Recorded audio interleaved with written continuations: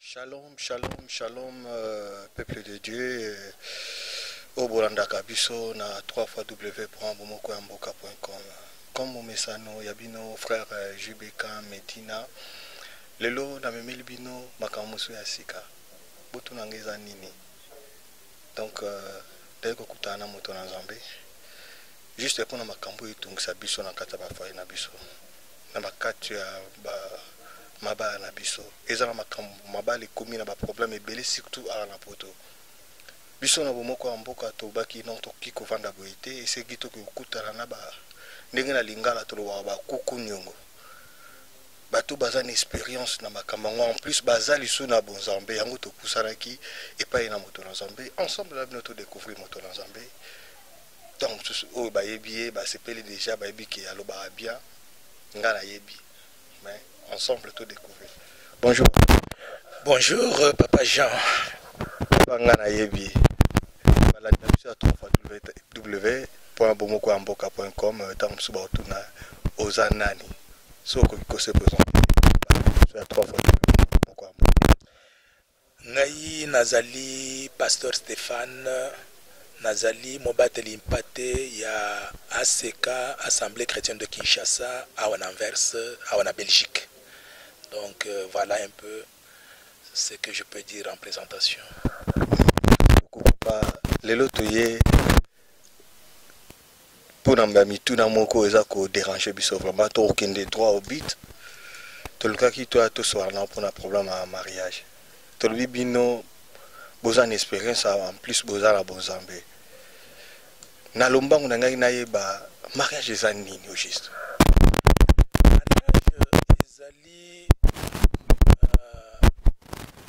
Oyo ezosangisa mobali na mwasi ndenge Nzambe lobi que il quittera ses parents, il s'attachera à sa femme et ils deviendront une seule chair. Donc mariage ezali union oyo ya mwasi na mobali. Donc na yebandeli moni mukana Nzambe lobi Nzambe abimisaki mobali poni abimisaki na côte na ye oyo abengaki mwasi balobi abimisaki na entrecôte parce que entrecôte bali mais abimisaki na côte, c'est-à-dire que mwasi na mobali, voilà ce qui fait le mariage pour Christ. Ce qui n'a dit papa le mariage eza ndengo bible lobi na biso l'homme quittera. Akoki pe ko s'attacher na moninga na mobali to ndenge. En tout cas, ezali motuna malamu ndeko parce que lelo yo ekomi na lelo mariage entre Grégoire et Jean, mariage entre Suzanne et Vicky. Te mariage o ezali na kati na liloba na Nzambe ezali mariage entre mwasi na mobali. Yango to nde tozali ko lobela na kati na mukanda na Nzambe. Voilà. Yo ozaki na projet bola na ndenge papa za komanola. Quand on sous déception moko boye elinge changer makaniso bike nonga na okepa moninga nanga mwasi parce que to monde na moni ba mibali bo benga na kosangana ndeko nanga mobali pona moni basi ba bote l'homme quittera akosangana moninga ne mobilité. Sujet ya liteye oyo to teyaki lelo pona ko yebisa bato ete ndenge nini okoyeba ke olingi mwasi na yo olingi mobali na yo.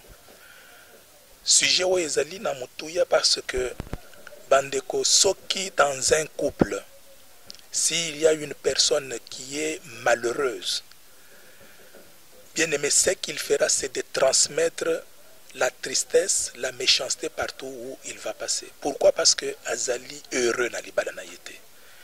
Combien on écoute les gens aujourd'hui bazolo ba soki na yebaka. Soki na yebaka. Nyonso wana ezali po monto yo azoli ko souffrir na kati na mariage na ye. J'ai donné l'exemple d'une femme qui à qui le mari ne laisse pas assez d'argent pour se procurer à manger. Elle est sortie, à Yébike Mbongwazana Yangwaza Mingi Tepo à se procurer même une viande. Quand elle va au marché, elle commence du côté de la viande. Elle trouve que son argent est insuffisant. Elle va du côté des poissons. Elle trouve que son argent est insuffisant. Il va là où l'argent suffit, c'est vers les bitekuteku, les ngaïngaï, etc. Imaginez-vous, sur le chemin de retour, cette femme sera comment? Elle sera frustrée. C'est pour cela que vous verrez cette femme à la maison. Soit à Zopé, Sabana Bigogo, à Betamanoya Mataboya, à Betie Gogo. Pourquoi? Parce que cette femme est frustrée. Elle est malheureuse. Mais imaginez-vous quand elle vient à l'église dans cet état, qu'est-ce qui va se passer? Quand le protocole va lui montrer assieds-toi là-bas, elle va refuser de se mettre. Pourquoi? Parce que il a des problèmes. Elle n'est pas heureuse. Cette femme n'est pas heureuse. C'est pour cela qu'aujourd'hui, pour avoir une église qui est solide, il faut une église avec des mariages solides. Alors, pour la que les loyaux mariage mingi ezokufa pona nini ezokufa, c'est parce que il y a mituna oyo nyonso ko mituna ezala mobali ezala mwasi yango tolobi mutuna ya liboso. Est-ce que vous aimez passer du temps avec votre mari? Est-ce que vous aimez passer du temps avec votre femme? Ou bien on s'appelle toujours être en dehors de ton couple, en dehors. Quand tu es loin de ta femme, loin de ton mari, tu es heureux. Mon bali angwa amusaka vraiment, c'est que amusaka moi sinayemi. Hors chez toi, tu es un lion.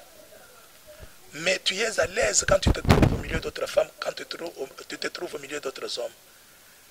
Voilà la première question pour savoir si tu aimes ton mari, si tu aimes ta femme. Est-ce que tu as le temps, tu as le temps, tu aimes passer le temps, beaucoup de temps avec lui. Deuxième question, est-ce que tu as encore envie de lui faire plaisir? Combien de gens aujourd'hui ba bossana na ba anniversaire ya basi na bango, na anniversaire na mibali na bango? Les loyo tango bozalaki nano ba fiancé ozo ya moke ozana kato na sima wana obombi yango na sima. Chérie, oyebi il faut un peu devine un peu ni na caché na sima wana mukongo. Au fungoli boy parfum. Mais ça fait maintenant 5 ans que vous êtes mariés. Est-ce que tu arrives encore avec ces parfums-là? Est-ce qu'on peut ça comme moi si na yo cadeau? Les loyo po oyeba soki olingi mobali na yo soki olingi moi si na yo et loko ya komi question komi tuna. Est-ce que tu as encore envie de lui faire plaisir? Et loko mususu po oyeba soki olingi moi si mobali na yo, est-ce qu'il y a la communication? Est-ce que vous communiquez? Combien de gens abimi na ndako abengaka moi si na yete, abengaka mobali na yete, ti kaka tango akoya bakoyeba kaka ya kotani na muntu boy, ya kotani na muntu boy, mais po ayebisa mwasi na ye ndenge journée lekaki ayebisa ka yete. Wana c'est le manque de communication. Yango to mona kinde ko moko bana 8 mais to mona ka basolo la kate eza nanda kutoke ko rendre bango visite basolo la kana bango te, mais to mituni me bana 8 oyo kaka na ndenge ya boyo bien ndenge nini a to comprendre que eza ndenge na bango ko vivre mais ndenge ya mabe. Parce que dans le couple, il faut communication enzala. Mutuna musoso oyo po soso la soko lingi mwasi na yo ou bien mobali na yo. Est-ce que ozalaka toujours na envie na ye? Nde loko bomaka mabala bien aimé. Le loyo mwana mwasi avandi na libala, mobali avandi na libala, mais misu na yeza kaka ipai basi mususu. Misu na yeza ipai mibali mususu. Tango ozotika na mobali na yo, mobali oyo opesa ye bizu te, yango na yebisaki bandeko ke bizu wana oyo opesa oyo na église wana tomona ka wana po bizu po. Mais est-ce que nanda kuna yo, est-ce que opesa ka mobali na yo? Est-ce que nanda kuna yo, est-ce que opesa ka mwasi na yo bizu? Est-ce que ozaka na envie ya mobali na yo ou bien envie ezalaka ya mibali mususu ou bien basi mususu? Mabala mingi ozomona ezokufa wana, c'est-à-dire que maintenant na komi na niveau ya kobala te, c'est-à-dire il n'est pas encore délivré. Milimu ya kindumba, milimu ya nzoto ezotongisa nanu ye. Tango azana mobali azomona mobali wana tazomona kaka mobali ya libanda ya te ngai mobali na simba yete ngai nazoka posa wana te ozoyoka posa wana te pona nini? Ce n'est pas normal que mobali na yo soki asimbi yo ou bien mwasi na yo asimbi yo ozoyoka posa wana te. Ce n'est pas normal. Alors po oyeba soki olingi mwasi na yo bien mobali na yo, il faut d'abord omitone eske ozalaka lisusu na envie na ye. Question mosusu ezali, est-ce que vous pensez encore, est-ce que vous pensez à votre homme ou à votre femme pendant la journée? Tango journée ezoleka boye, est-ce que oko penser un peu na mobali na yo ndenge nini alekisi azolekisa journée, place azali ndenge nini? Est-ce que tu penses encore à ton mari pendant la journée? Est-ce que vous curieux ou curieuse de savoir comment votre femme ou votre mari a passé sa journée sans vous? Voilà mutuna mususu oyo il faut pona koyeba ke olingi mwasi na yo bien olingi mobali na yo. Mutuna mususu oyo to mituni ezali ya que est-ce que vous êtes fier de votre femme? Est-ce que vous êtes fier de votre mari? Tozana mwasi mobali mususu okomona na Facebook awo ba photo azolekisa kaka ya basi mususu, mais batu nyonso bazo mitona, mais nanu to mona mwasi na yete, mais azana mwasi na bana, mais azolekisa message na Facebook wana ke aza célibataire. C'est-à-dire que azali fier na mwasi na yete. Nde omona ka batu bazami bale babalani, mais nanu bamoni bazo tambola ensemble te. Na kati problème moko mwana mwasi na mobali na ye babimi na nzela, muke mwasi atikala na sima, oh apesi mwana mobali bisou, apesa bisou aye ko yebisa mobali na ye, oyebi garçon wana za garçon camarade anoko na biso etc. Mibale apesi lisusu bisou avant bakoma place bazo kende 5 garçons azotikala kaka apesa oye bisou, apesa bisou, fin de fin mobali asiliki abeti mbata alobi tozonga ndako tozokende lisusu te. Nde mwasi aye kobenga kaka papa babeti ngai kaka pona kopesa bato mbote, mais tango nakomaki mobali azalaki clair alobi papa nakendeka ba mission de travail ezali na base ayire ezala boy, mais tango nazongaka oyebi ndenga apesaka nga mbote, apesaka nga mbote oye nde kopesa mbote nyonso wana oye, mais bisou oyo nano apesaka nga te, mais bisou oyo azopesa toujours bato nzela. Soki olingi mobali na yo, il faut vraiment ozala fier na ye ya opesi bisou wana, ya otalisi pe bato ya ke oyo nde mobali na nga, oyo nde mwasi na ngai, ou bien bozo tambola toujours oyo liboso oyo na sima. Salanoki wana yo oza à 3 à 5 mètres 5 mètres mwasi na sima. Alors to mituni lisusu soki olingi oyeba soki olingi mobali na yo ou bien mwasi na yo, il faut mituna, est-ce que vous faites des projets ensemble? Ou bien lelo ezali ndenge papa moko azui message, azui téléphone nani babokilo na ye, papa merci pour la voiture otindeli biso vraiment na quartier mobimba bato bazo banga quand même biso bazo yeba que vraiment tozana tobalisi mwana vraiment esengo mingi, mais mobali oyo azo yamba zozo ba merci oyo ayebi place merci excusez-moi ayebi place merci ezouta te yango na sima ya entretien wana abengi mwasi na ye bitumbe bandi yo voiture otindi eza nini, c'est-à-dire mwasi oyo atindaki voiture oyo sans ayebisa mobali na ye. Il faut tozala na ba projet ensemble, soki olingi mobali na yo olingi mwasi na yo bosali projet ensemble. Ezali te projet ya yo olingi osomba ndako mais mwasi ayebite mobali ayebite wana ezali bala ndenge nini. Alors mutuna mususu oyo to mituna kipona kosilisa ezali ya que est-ce que vous vous sentez mieux quand vous êtes seul? Mobali a déplacé même moke ou mwasi a déplacé moke obandi koluka basi mususu, obandi koluka mibali mususu. Tango azalaka wana ozomona neti azosala yo vraiment azo déranger yo. Jour moko tokatelika moko mwasi na mobali. Mobali azo wuta a trouver mwasi déjà alali na ndako. Azoloba nini? Azoloba mwasi oyo asambele azosambele na mbeto. Afukami azosambele mwasi alali akanisika alalaki pongi makasi. Alobi nzambe basi ya kitoko na banda kokutana na bango tala opesinga kaka nzobo ya lali deja pongi oyo. or mwasi azoyoka ndenge ndeko oyo azobondela losambo na ye lokuta wana. Alors tango asilisi kaka azoloba mwasi aboye nzambe na ngai il faut bare ata ye kobare c'est-à-dire il faut akufata kukufa na bala mwasi mosusu parce que nazosepela na ye te nazosouffrir à cause ya mwasi oyo.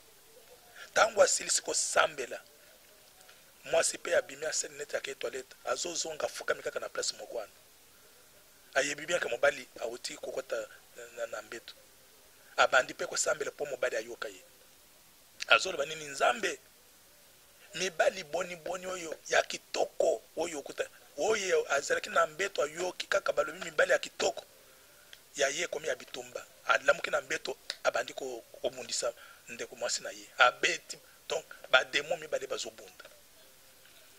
Donc nyonso wana ezowuta wapi c'est parce que mwasi nyonso il faut asepela na mobali na ye azala quand même akanisa mobali na ye azala na mobali na ye lelo ozobima ozokenda gauche ozokende boye okende bazomona yo moko bayebi ata mwasi na yo te bayebi ata mobali na yo te ndeko oyo ezoboma mabale lelo ezali bizaleli wana moto oyo akorepondre na mituna oyo akoyeba ya solo soki alingi mwasi na yo bien alingi mobali na ye alandi ya 3 fois w.bomoko ya mboka bouti oyo kana esu bino à suivre parce que eza elengi ya koluka eza ni ngata moyoka makambo oyo papa aza koloba awa naza kotala na nga est-ce que toza ndenge ni est-ce que naza koka corremplir ba critère oyo papa uti koloba na biso awa donc yo mtuzanga esika osambela na obengo déjà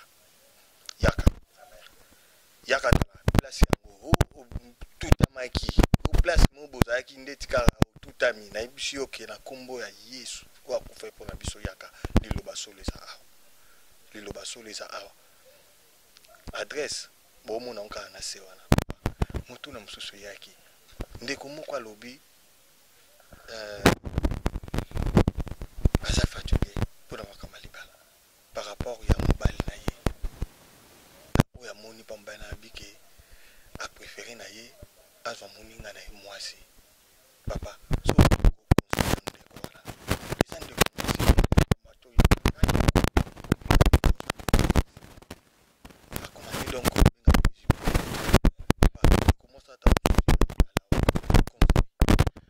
eloko na koyebisa ndeko oyo ezali ya ke ndeko soki omoni likambo ya bongo ezoyela yo ya oyoki que il faut okabwana na mobali na yo po okende epai ndeko mosusu ya mwasi po bosala mwasi na mwasi ndeko eloko ya liboso luka délivrance parce que ezali déjà milimo mabe esekoteli yo na kati ya libala ndeko na ngai il y a des hauts il y a des bas ba problème ekoya mais ndeko moko na mokila lobi devant Dieu il n'y a pas de grands problèmes il n'y a que de grandes solutions yake pa na nzambe solution ezali libala ekufaka pamba te bandeko il faut toyeba eloko wana que selon la Bible divorce yaka ndenge bozokanisa wana te makambu nyonso trouveront toujours des solutions tous les problèmes trouveront des solutions alors soki omoni déjà que